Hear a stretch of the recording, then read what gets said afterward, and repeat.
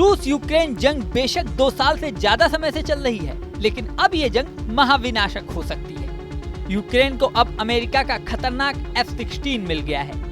F-16 दुनिया का बेहद खतरनाक फाइटर प्लेन माना जाता है।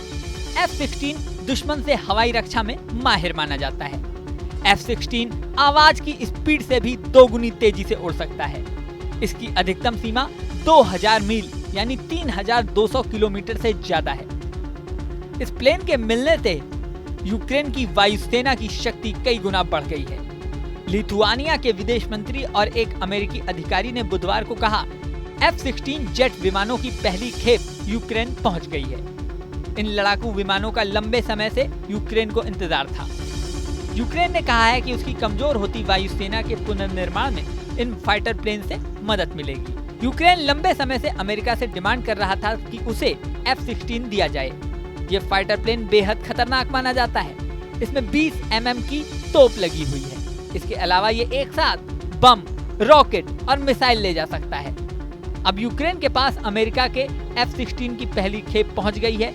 अमेरिकी राष्ट्रीय सुरक्षा सलाहकार जैक सुलीवन ने स्वीकार किया है कि यूक्रेन रूसी मिसाइलों को मार गिराने के लिए अधिक पैट्रियट सिस्टम की मांग कर रहा था। मीडिया रिपोर्ट्स के अनुसार नाम नहीं बताने की शर्त पर बोलते हुए एक अमेरिकी अधिकारी ने कहा कि डिलीवरी पूरी हो गई है। हालांकि इस मामले में यूक्रेन की वायुसेना ने ऑफिशियली कुछ नहीं कहा है, लेकिन अमेरिकी अधिकारियों और यूक्रेन के अन्य अधिकारियों के बयान के बाद ये साफ हो गया है कि यूक्रेन को F-16 मिल चुका है। अमेरिका ने दुनिया के करीब 25 से अधिक देशों को ये खतरनाक फाइटर प्लेन दिया हुआ है। अब ये देश मिलकर यूक्रेन को F-16 देंगे।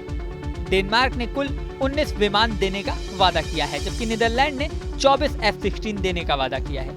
दोनों देश यूक्रेन को F-16 की आपूर्ति के लिए एक अंतर्राष्ट्रीय गठबंधन के पीछे आगे बढ़ रहे हैं। नॉर्वे ने भी कहा है कि वो यूक्रेन को 6 F-16 लड़ाकू विमान देगा। पूरे आंकड़े की बात करें तो डेनमार्क, नीदरलैंड, बेल्जियम और नॉर्वे सभी मिलकर यूक्रेन को 60 से अधिक फाइटर F-16 देंगे, लेकिन ये नंबर रूसी जेट विमानों के विशालकाय बेड़े के सामने बहुत कम है।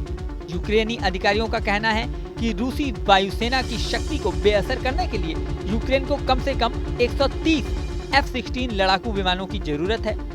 अमेरिका से पहली खेप पहुंच चुकी है। अब बाकी देशों से मदद मिलने का इंतजार है। इस खतरनाक फाइटर प्लेन को देने से पहले यूक्रेन के पायलटों और ग्राउंड स्टाफ को कई महीनों तक ट्रेनिंग दी गई है।